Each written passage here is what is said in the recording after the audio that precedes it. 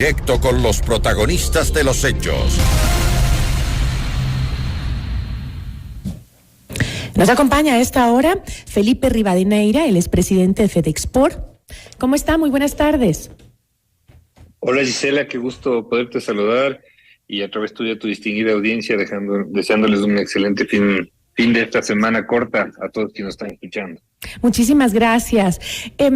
Escuchaba que tanto el canciller Juan Carlos Holguín como el senador Rubio mencionaron la necesidad de crear vínculos comerciales. El canciller Holguín señaló que Ecuador es uno de los pocos países de la región que no tienen un acuerdo comercial con el país norteamericano, y también agradeció a Rubio por los esfuerzos que éste ha realizado en el Senado para impulsar un tratado entre ambas naciones. ¿Un acuerdo comercial con los Estados Unidos aún se encuentra lejos de concretarse? Sí, la verdad que sí, es decir, está cerca y está lejos, ¿no? Como había, me parece, una película en el pasado.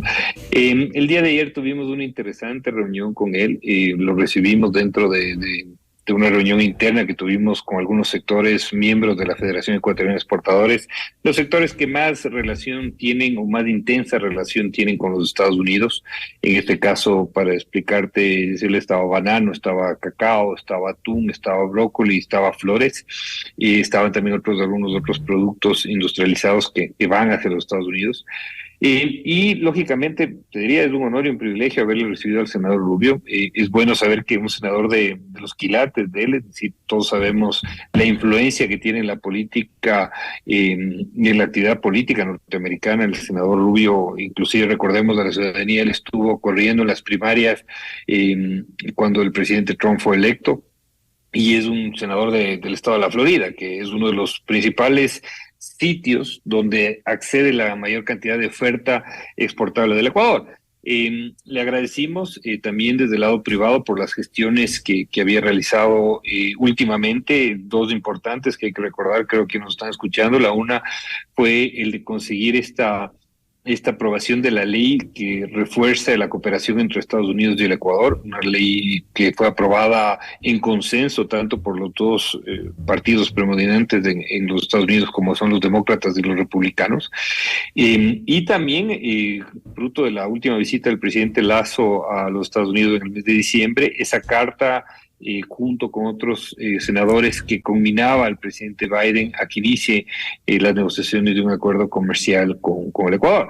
El Ecuador, como bien se lo ha dicho, es el único país de la costa del Pacífico de Latinoamérica que no tiene un acuerdo comercial con Estados Unidos, y lo cual resulta paradójico porque somos un país que comparte la misma moneda, ¿no? con los Estados Unidos. Imagínate lo ilógico que a veces pasa. Y no solo eso, luego Ecuador, de ¿no? También, Felipe, escuchar las declaraciones del senador Rubio, que calificó a Guillermo Lasso como el presidente ecuatoriano más proestadounidense de la historia. ¿Es esto positivo para las relaciones comerciales con este país, estas declaraciones?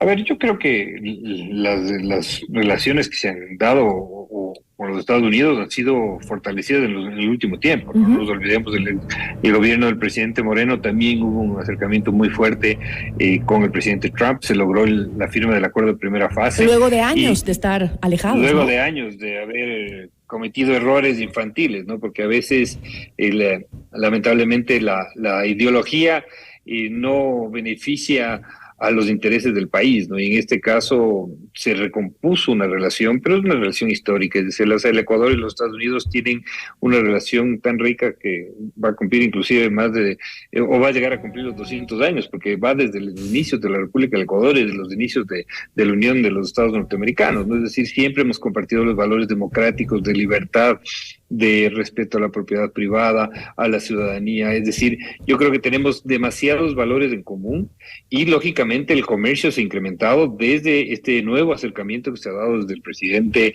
Moreno. Qué bueno que lo califiquen así al presidente Lasso. Yo creo que a la final eso puede ayudar muchísimo en el objetivo que tenemos, porque a la final son adjetivos calificativos de un senador, pero yo creo que todo el trabajo en conjunto que se ha hecho con los Estados Unidos en materia de lo que se le planteó ayer al senador Rubio, que fueron dos temas fundamentales. El primero, el solicitar la ayuda política para un tema que el Ecuador no lo puede combatir solo y no lo puede resolver solo, como es el tema de la seguridad y de la lucha contra estas bandas delincuenciales de narcotráfico transnacionales, ¿no? Es decir, esto es un tema que afecta casi a toda Latinoamérica y que el Ecuador lamentablemente no lo puede hacer solo y necesitamos mucha ayuda de él.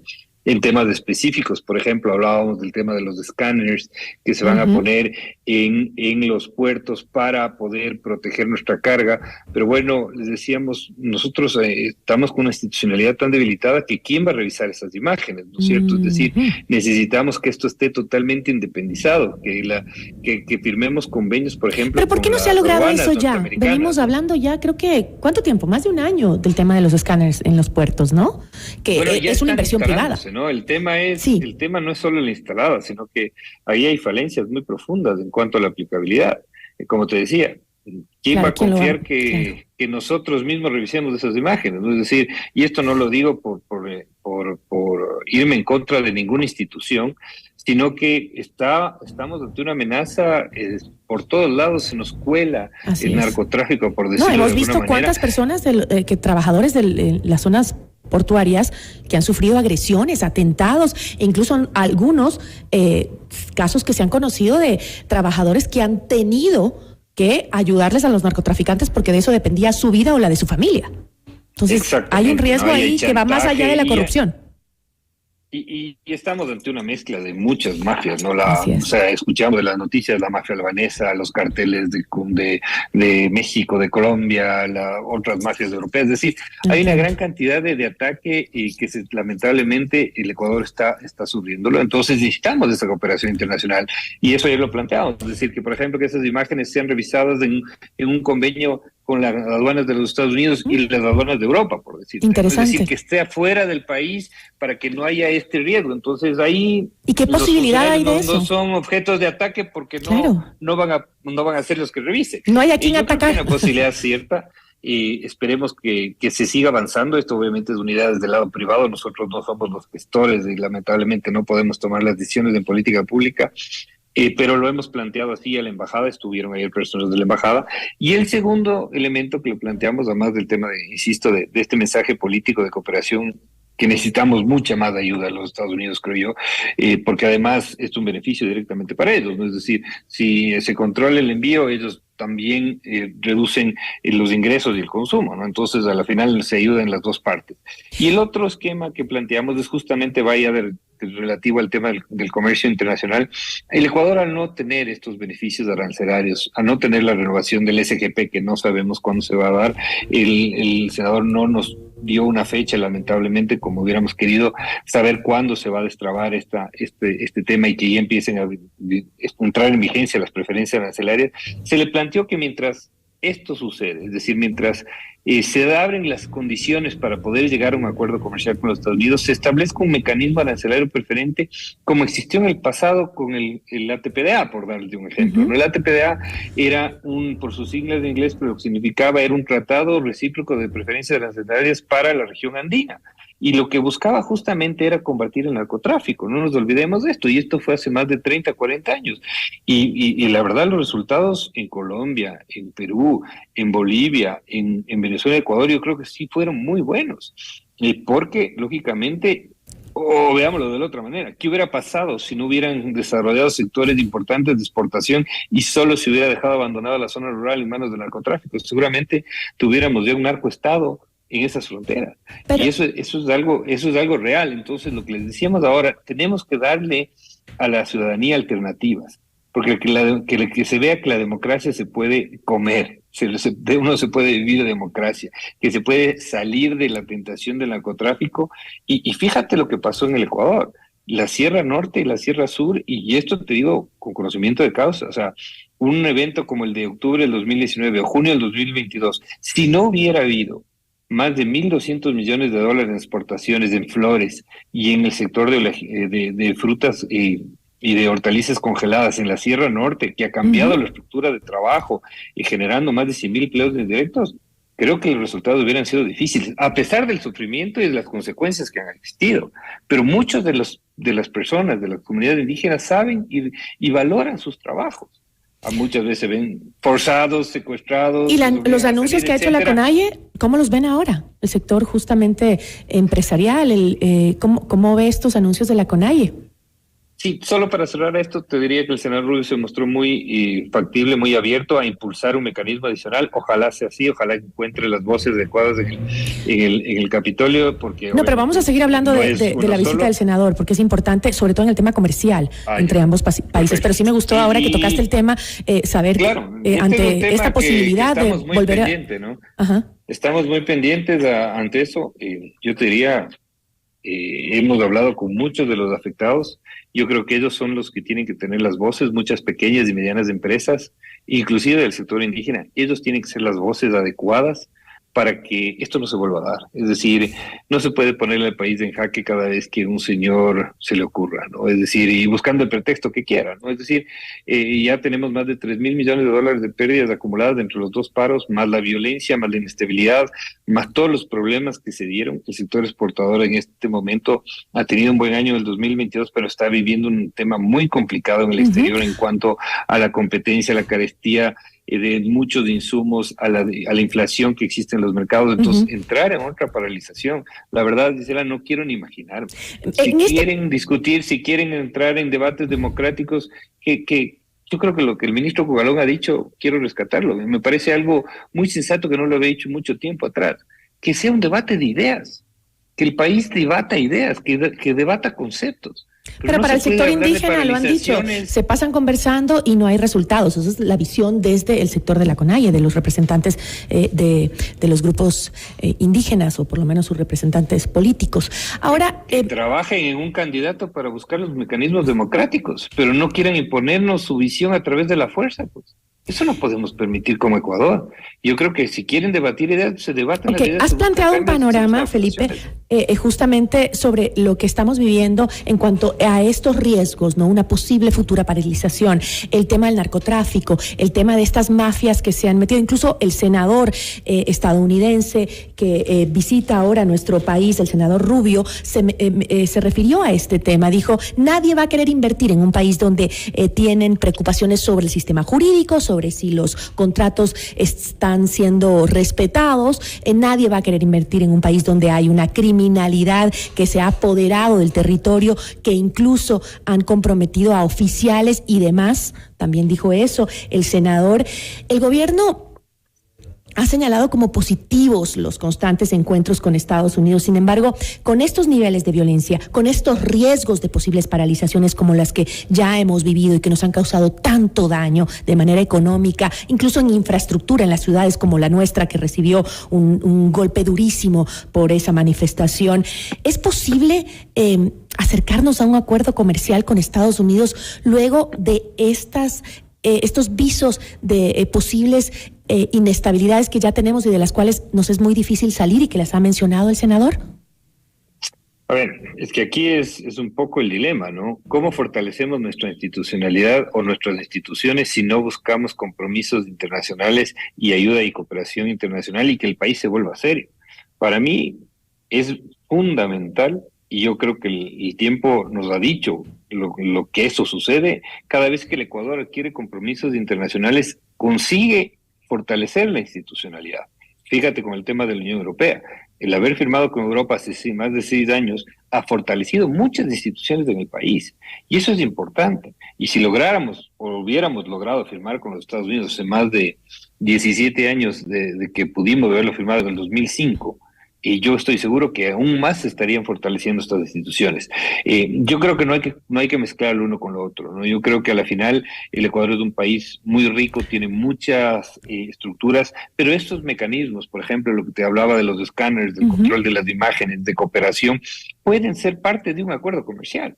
Es decir, con Europa se trabaja muy fuertemente en temas de controles y en temas de intercambio de información aduanera. Pero, por ejemplo, mismo puede suceder con los Estados Unidos. Son parte integrante de un acuerdo. Entonces, pero por ejemplo, lo otro es el tema del Ecuador y dejarle a la deriva, y eso no creo que es factible. El tema de los escáneres, por ejemplo, ha crecido la incautación de droga en el país. Eso quiere decir que circula más droga. Mucha de la droga que se incauta se la encuentra en contenedores, ¿no? Por eso es la desesperación o la intención de buscar alternativas para controlar los contenedores que salen del país que no estén contaminados con droga. ¿Cómo afecta realmente la reputación exportadora del país estos hallazgos de droga que cada vez son mayores? Y creo que más del 60%, si no me equivoco, corríjame usted la cifra, de estas incautaciones se las hace en los puertos, en contenedores que han sido contaminados. Sí, a ver, es un tema muy complejo, porque primero el sector exportador invierte más de $200 millones de recursos privados en cuidar sus cadenas de exportación con certificación BASC.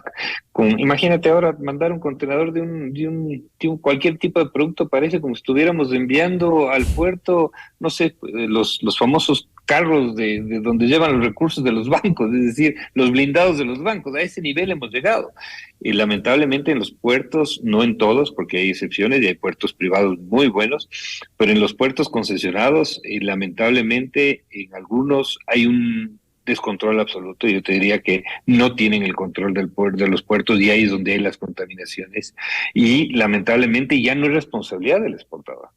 El exportador invierte, como te digo, y esto se lo transmitimos al senador Rubio. Le dijimos, imagínate, senador, la cantidad de recursos que está invirtiendo el sector privado en cuidar nuestra reputación, nuestras exportaciones, porque además esto es un problema, porque el momento que tú pasas al puerto y te contaminan en el puerto, el que es responsable de la carga sigue siendo el exportador. Y ahí hay un problema real que debería ser el responsable también el puerto. Y el momento...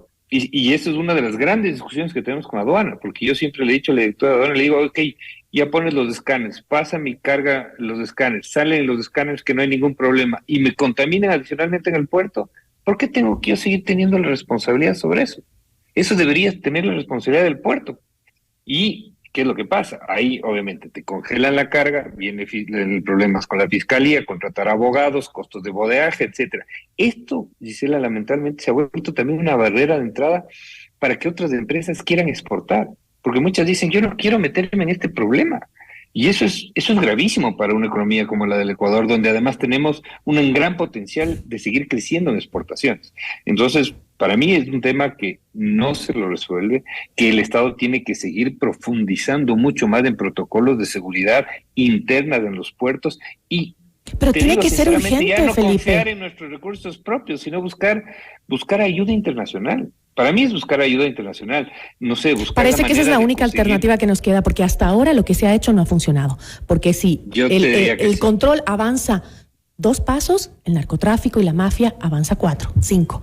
O sea, estamos en desigualdad de condiciones en esta lucha. Y estoy de acuerdo. Es un negocio que tiene recursos, infinitos, innumerables de dólares. Entonces, y además no es solo dólares, lo que tú decías hace un momento, que creo que estás totalmente de acuerdo. Además, no es solo eso, sino el chantaje de los familiares de la persona. Es decir, es un tema que, a mi forma de ver, si no logramos conseguir un apoyo internacional muy fuerte, no vamos a salir de este problema.